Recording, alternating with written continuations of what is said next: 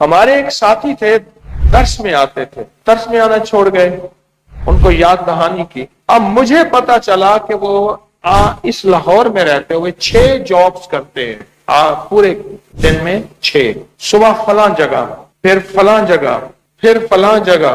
مجھے ہمارے ایک مخلص تھے، انہوں نے گن کے بتایا وہ 6 جگہوں پہ جاتے ہیں اور روزی اکٹھی کرتے ہیں۔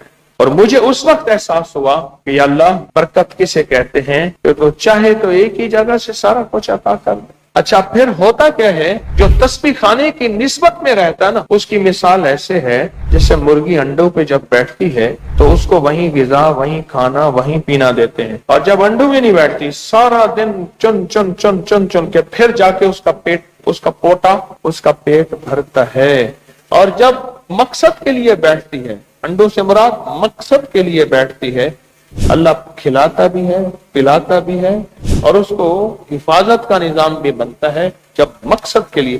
جو بندہ تسبیح خانے میں اپنا اللہ کے لیے وقت دے دیتا ہے، پھر اللہ پاک اس کی ضرورتوں کو ایسی مختصر لمحوں میں غیب سے پورا کر دیتے۔ تو یہ 4 نفع ہیں اس کے۔ اللہم انی اسألک العفو والعافیہ فی الدنیا والآخرہ۔